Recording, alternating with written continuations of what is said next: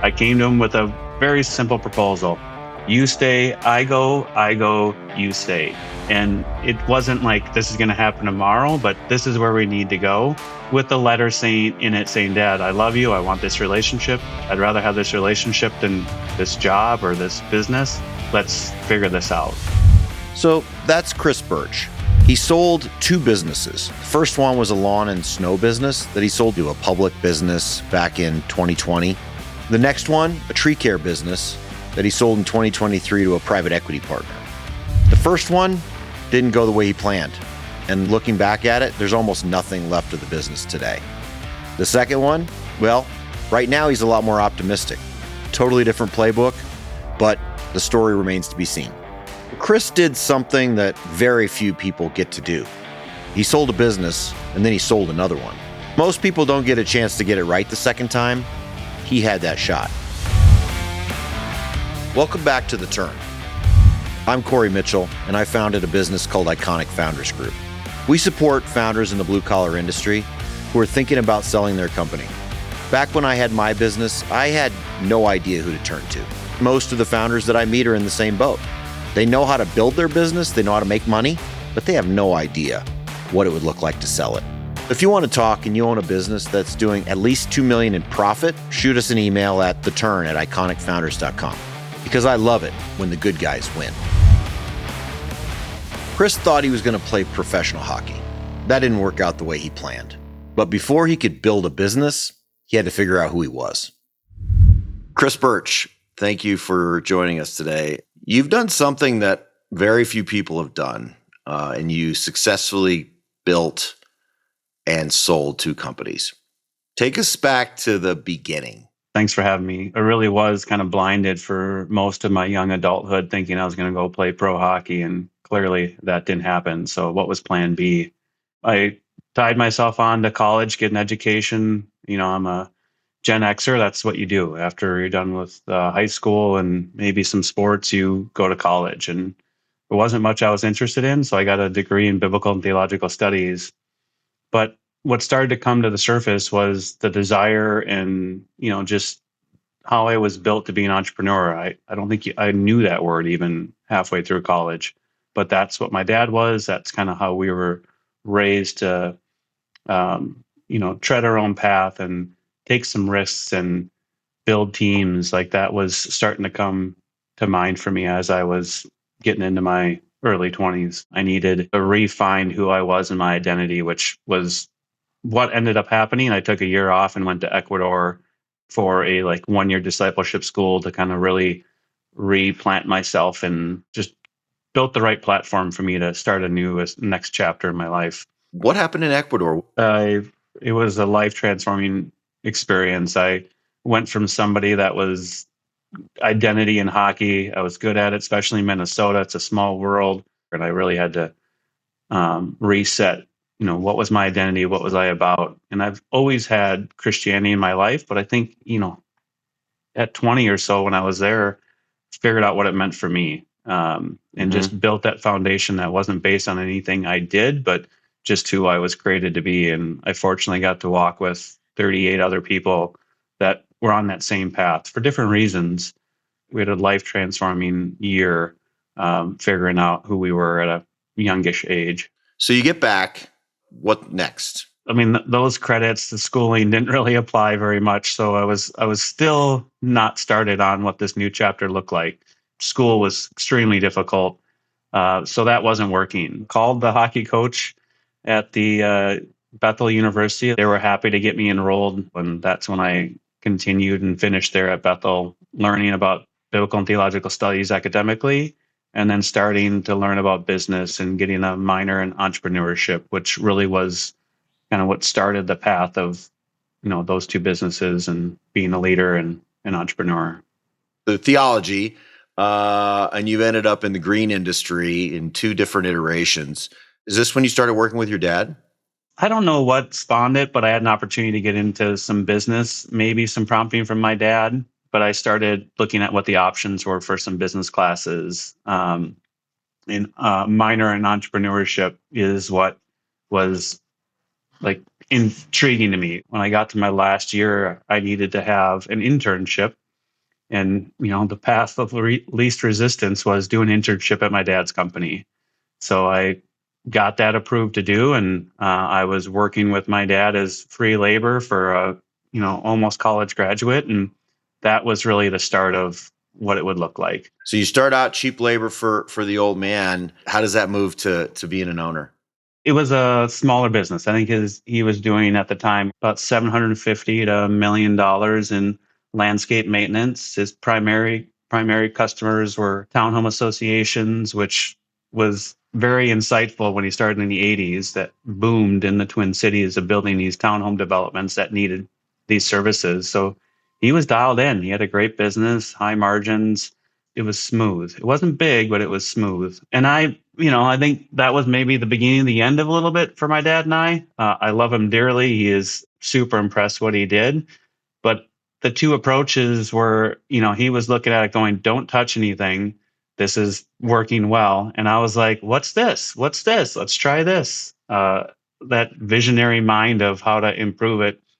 And also naively not knowing all the work it would do with these different ideas that were coming up. And they all weren't good ones. He's got this nice lifestyle business, right? He's like, hey, don't mess this up, kid. Exactly. Obviously, he figured out that you can get high margins. I mean, that's something that a lot of entrepreneurs don't figure out, because especially ones that think about it as a job or a lifestyle as opposed to a business.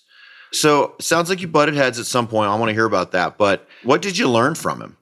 I think about the EOS system, and they talk about the leaders of company and EOS traction, about that operations type mindset and a visionary mindset. My dad had things dialed in. He knew what things took to do, and he knew how to build the process for it.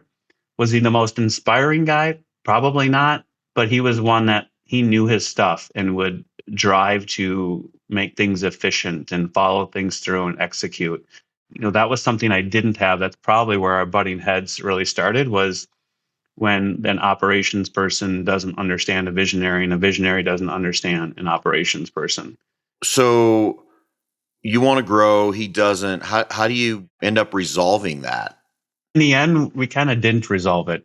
It was, let's see, 2009. So I've been working with him for 4 years. Probably thought I knew everything and how to do it. And he was again, like, on his way out. He wasn't interested in digging back in. Our relationship was deteriorating. We were legit arguing on how to run the business, and you're messing this up and you're messing this up.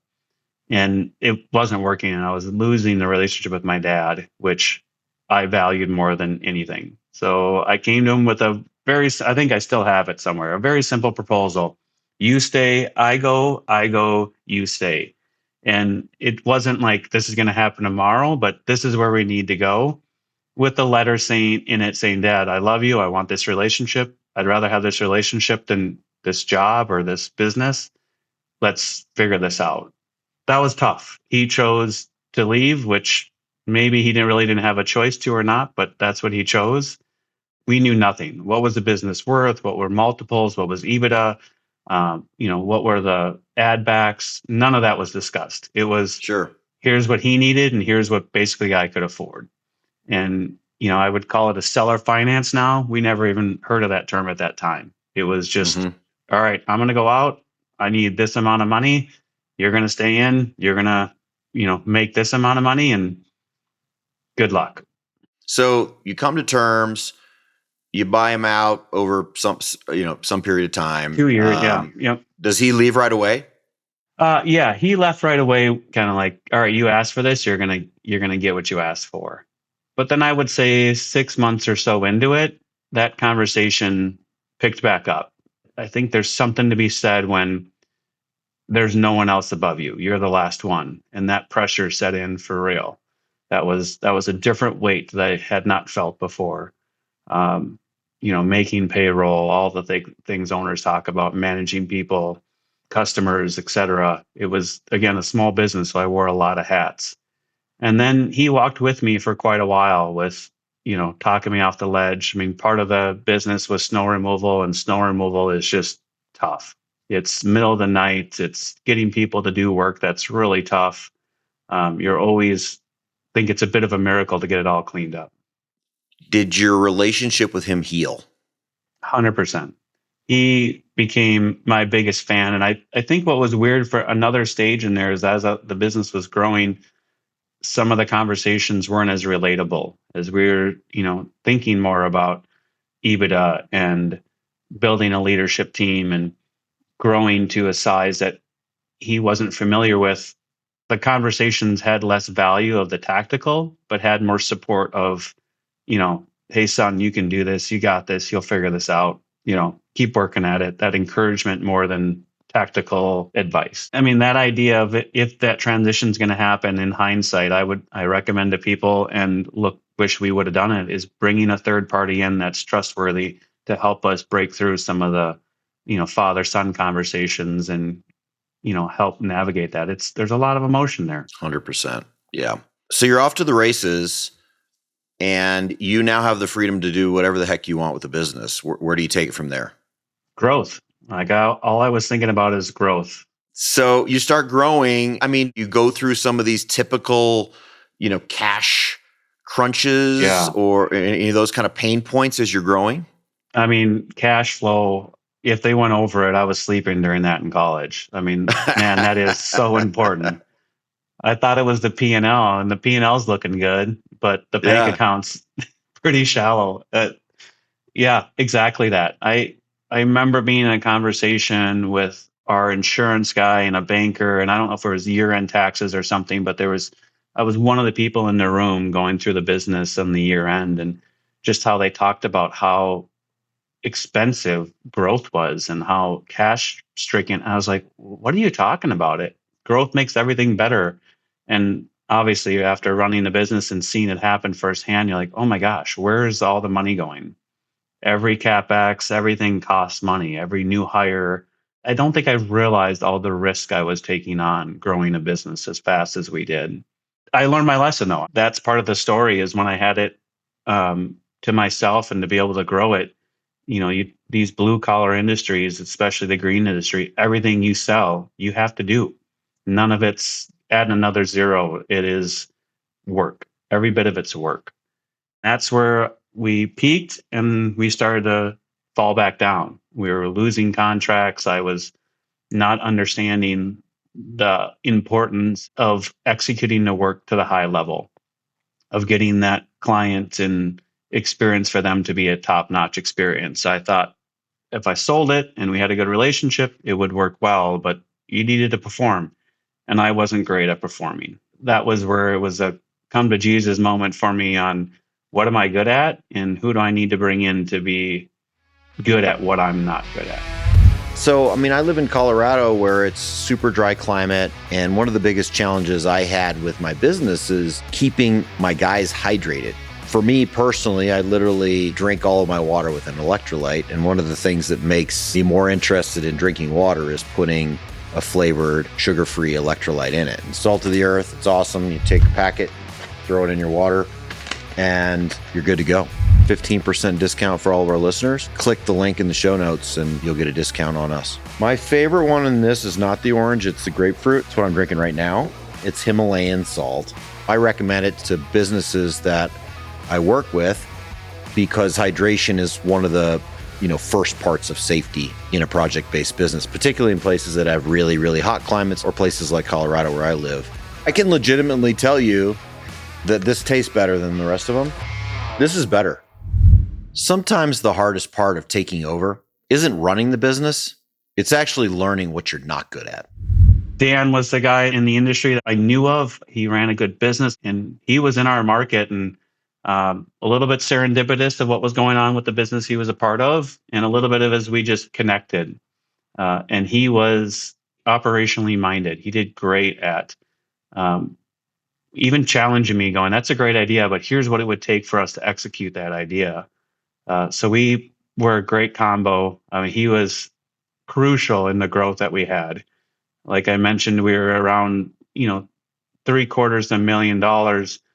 We were 5.6, approaching 6 million when we were doing the transaction in 2020 as that was happening. So it was a huge jump, a lot of growth in a short period of time. What made you start thinking about selling the business? I mean, I would say that the seed was planted early on in the conversations with my dad, just going, don't make this your life. This is a business. This isn't what you need to do for the rest of your life. And I like that idea. I also got the advice that have a plan to exit, have an idea of what this might look like at the end, because it's either going to come because you chose or it's going to come because you didn't choose. So I had a few people in me that gave me that advice that stuck. So I was never planning on doing this for 50 years. It was, it goes back to EOS too. Some of these rocks that you're setting these big, hairy goals and looking out 10 years. So the 10-year mark in 2009, 2010 was an easy numbers for us to look at and go, here's what we're going to grow towards. So that was part of like, all right, in my mind, there was always going to be some type of exit. I didn't even know that term at the time, but there was going to be some type of transaction. And I was approached in late 2019 or so by a local entrepreneur that bought into the industry and was looking to do, a mini roll up, call it. And he approached me about buying Birch Inc. at the time. And that was my first real conversation that somebody would be interested in buying what we were building. And that led into a lot of other conversations. I was participating in Vistage, a peer group for entrepreneurs and C-level people. And that was pretty crucial in me understanding and learning about what the options are and how I would approach it. And, if with one buyer, you really don't have any negotiate and you need to get other buyers or other people interested to really negotiate. So I went and pounded the pavement. I was calling other businesses that I thought would be interested. And the one I ended up selling to was BrightView. I called their 1-800 number and left a vague message with No way. some receptionist and said, I'm interested in selling. I don't, I'm not going to give you too much information, but if you're interested in the Twin Cities market or growing, blah, blah, blah, I would like to talk to somebody. So you didn't hire an investment banker. You just went direct. No. You called the 1-800 number on the website. God, I'm learning all kinds of new techniques today between the faxes and old school, a little bootstrap. Yeah. Okay, so let's go back for a second. Yeah. You talked about building it to sell it. Yeah. Did you do anything specifically to make your business attractive for a sale? I think the green industry did a pretty good job of having information in the market of where value is created in the green industry. So I started learning, podcasts and books and conversations with people and, even some of my competitors that were great and sharing information over a beer or dinner became super valuable to me. And reoccurring revenue was important, some diversification, some landscape project-based work, but not too much, so you could still get the value out of your reoccurring revenue and not look like a landscape install company. And then I learned about, like expanding our services to really meet our customer needs. At the time, we were doing lawn care, so we're cutting the grass and adding fertilizer and weed and feed applications, and then we'd plow the snow. But we weren't doing irrigation, which was a pretty high margin segment of the green industry that we had customers that needed that service. So we added that. And then landscape enhancement, same deal, pretty high margin. Our clients needed it. So that really helped our business grow in revenue and also increase our margins, our profitability. What were your net profit margins by the time you transacted? I want to say just below 20%. Oh, that's fantastic. Yeah, it was. And, that being said, I got lucky. We transacted at the peak. Part of that transaction was an earnout, and I remember having a conversation with my accountant. He's like, "Don't count on that money. Do you think you'll win the World Series twice in a row?" I was like, "Yeah, I don't think so." So that helped me negotiate and also helped me understand how fortunate we were instead of trying to, think we'll get this earnout, to just be happy with someone paying us for a business that we built for, 10 years. And it was a great. Did you ever get the earnout? No, wasn't even close. When you say the peak, did you mean peak valuations or do you mean the peak of when your business revenue at the time? I would say peak evaluations. I think if we continued to run it, we could continue to grow it.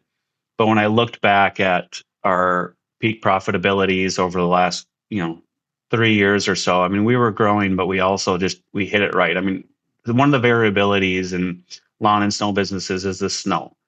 And it's not if it snows more, you make more money, or if it snows less, you make more money. You really want to build a type of, mutual fund almost in snow revenue. Some billable, some per time, some contract based, so it can be profitable regardless of the snow event. But we came off a great year. We were doing a lot of de-icing, and de-icing was typically never included in people's contracts, and it was super high margin. So we had a great winter that helped us be profitable.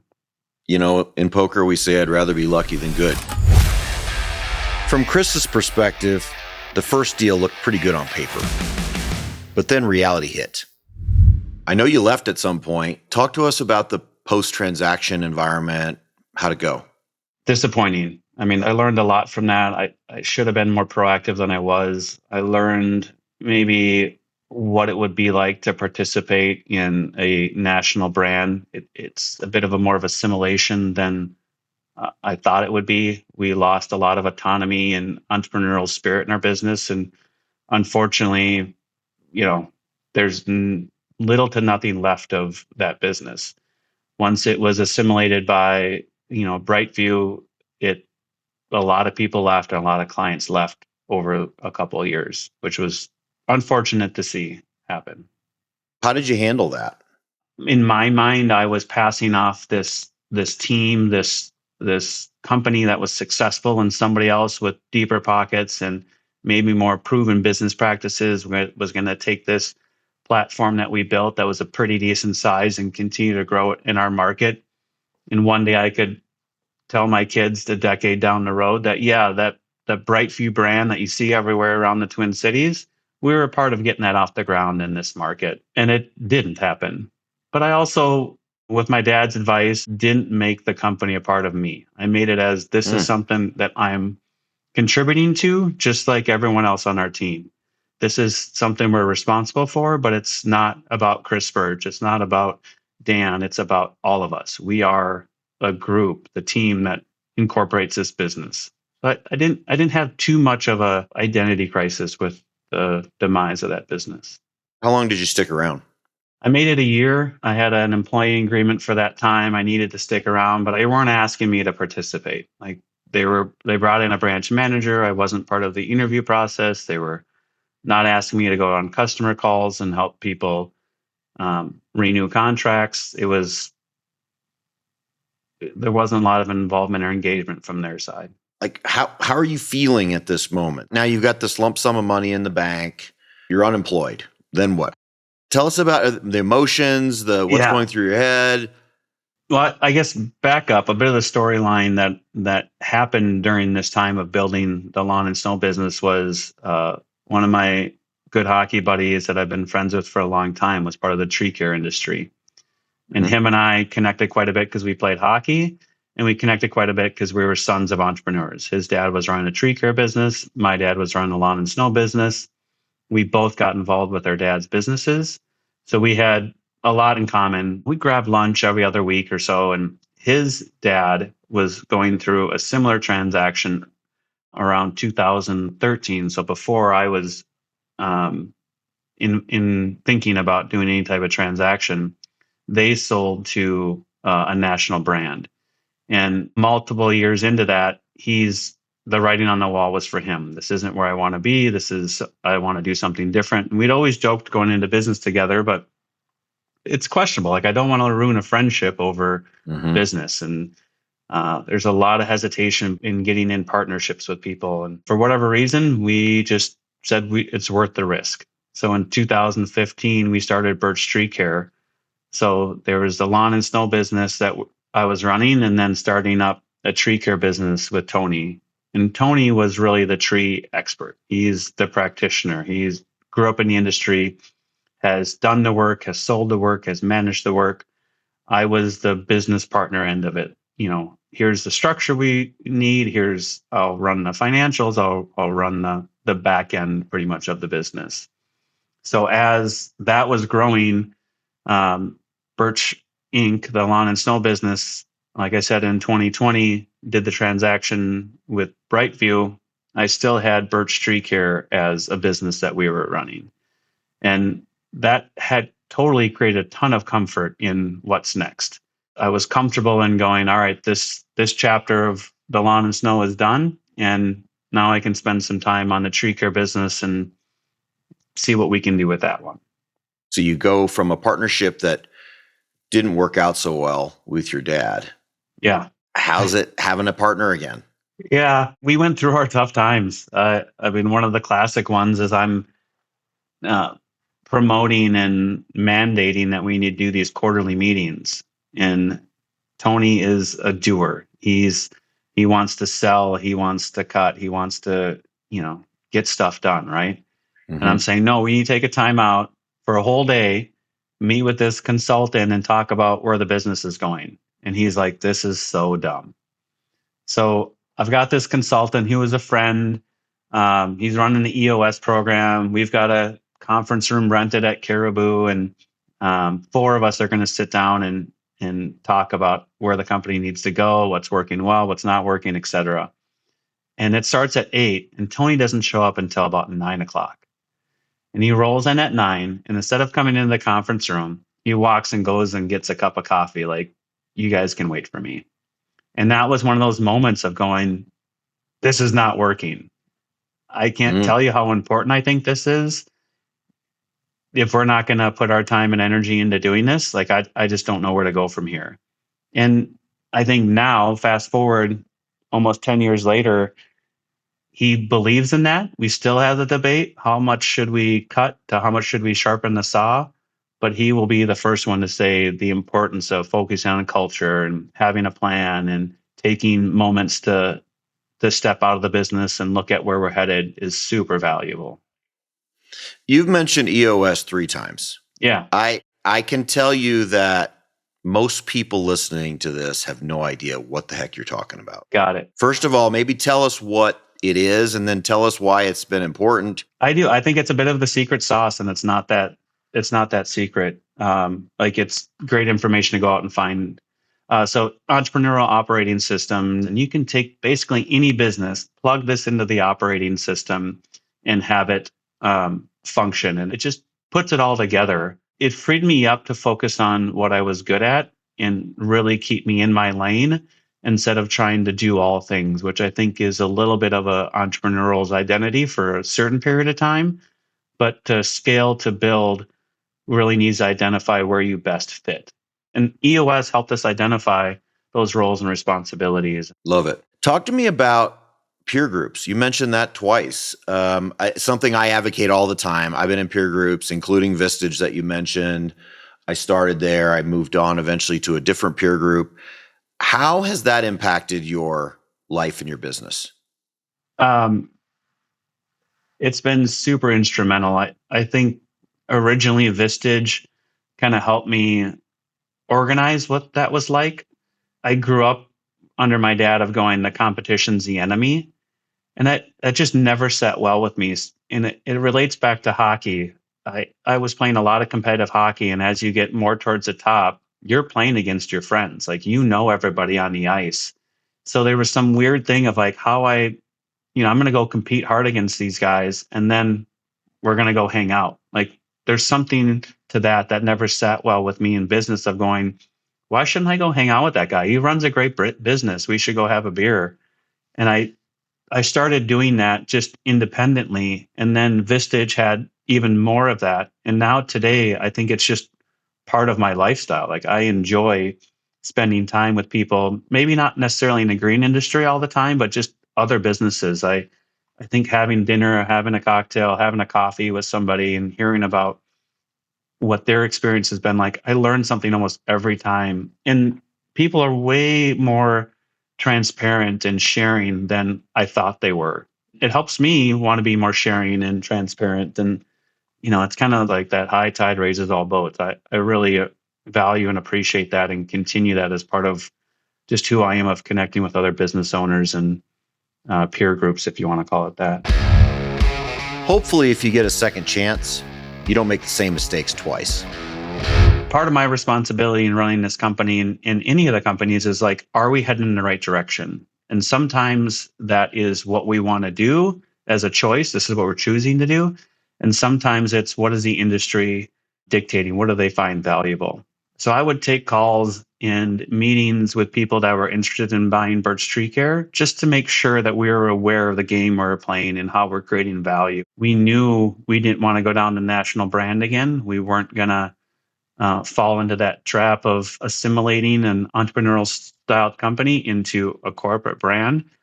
But there's other options, and private equity is one of those options.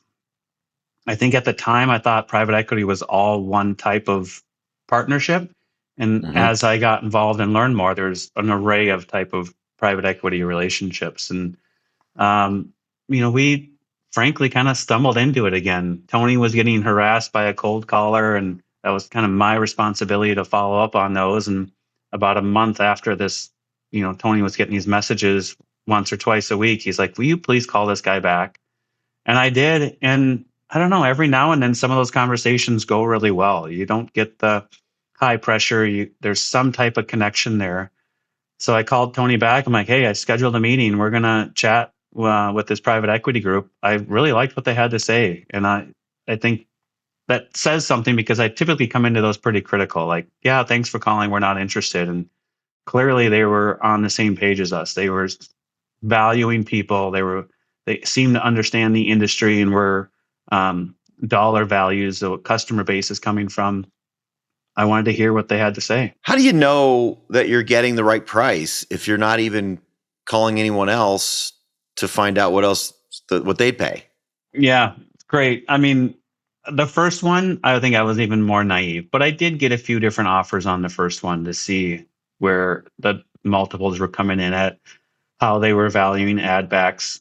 The second one, I had some other offers verbally, never really in writing, of how they were evaluating tree care businesses of our size with our EBITDA, with our customer base and structure. And so I felt it was a good buy. And to be frank, on that one, since we weren't that interested, we were verbally talking about what it would look like. And I, talked to Tony on the side and I said, "What's our number? Like, let's throw him the number that says we'd actually do this." And it wasn't a stupid number. It was a real number.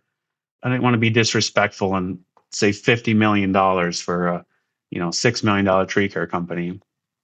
And they said, "That makes sense. I think we can do that." And I was like, "Oh, all right. Well, let's keep going." Do you ever think you aim too low? 100% every time. Whenever someone says yes, you're just like, "No, I mean, shoot. I aim too low." Yes, so true. Yes. Okay, so you do a deal. Any part of that process that's different or surprised you? I mean, I hate due diligence, Corey. It is a death. Everybody does. It's the worst. I feel like it's not my strongest suit. So I relate it to like a big surprise. It's nobody's strong. Everyone in the world hates it. It sucks. You have to figure out how to get through it in the most painless way possible, but it always sucks. It's like I'm waiting in the dark, not knowing when it's going to end, and just waiting for somebody to punch me in the face again. Yep. And then I have to figure it out. How long did it take? Maybe not under 60, but for sure under 90 on the second one. The first one was a little bit longer. COVID messed things up and really kind of shuffled the deck. Nobody knew which way was up. But once that kind of went back to normalish, that one went pretty quick too. But the last one here with the private equity was 60 to 90. That's fast. So at least the pain was compressed. Yeah. I mean, we're not an overly sophisticated business. We're, again, pretty small. I think, like I said, we're doing mid fives, almost six, I think, at that size too for the tree care company. So it wasn't overly complicated. The guys that bought you, how's it been so far? I mean, you're what, a year in? Yeah, it's been good. The guys that were representing the private equity group were guys I want to work with. They seem to get it. They've got talents and they want to work hard. Like, that was a big connection for me. And I don't know the full gamut of private equity, But the one that I was afraid of this roll up and resell, and no one's really washed their hands of it. Everyone got their 5X on their, or, on their money they left in there, and who knows what's going to happen next. And the conversation was different with this group, that they were, let's build something that's sustainable and continue to produce. Like, let's make good money and have a financial transaction, but let's keep the entity in place as it continues to grow. And the balance with them that is we're still trying to figure out is, how do you keep that boutique autonomy on the business level in the market, and also have 20, 30, 40, 50 tree care businesses connected to each other. And that's kind of an interesting problem to solve. And I wanted to be a part of helping that happen. And, the private equity is about 2.5 years in. We've been a part of it for a little over a year. It's slowly getting figured out. It's not solved, but the process has been fun to work on. You are a visionary. You've had 2 businesses. You already identified that you don't tie your whole sense of well-being into a company.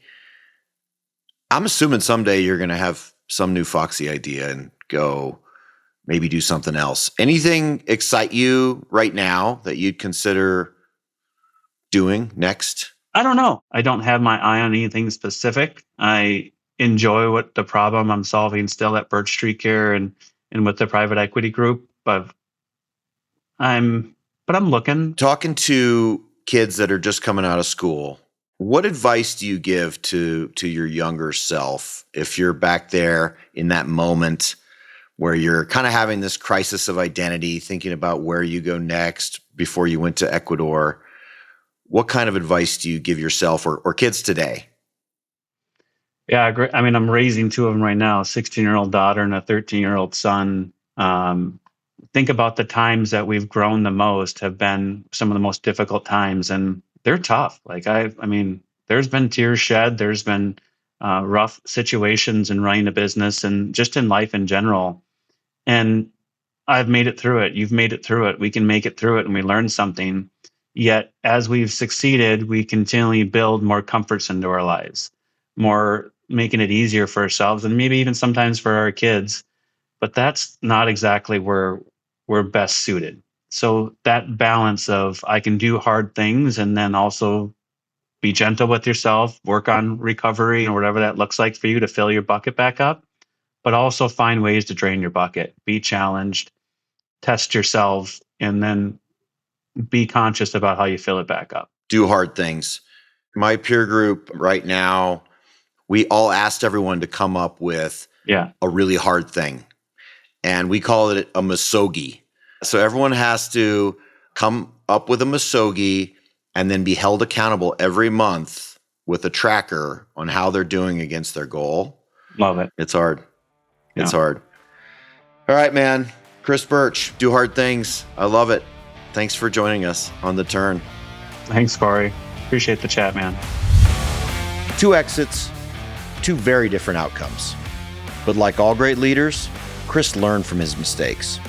Not all exits are the same, but the key is knowing which questions to ask so you don't make the same mistakes twice. I'm Corey Mitchell. Thanks for watching The Turn, a podcast by iconic founders. Speaking of exits that didn't go to plan, go watch my conversation with Adam Mopsick. He sold his business for life-changing money, and then he had to figure out what was next. Make sure you follow and subscribe to The Turn wherever you get your podcasts. And look us up at iconicfounders.com. Let's win.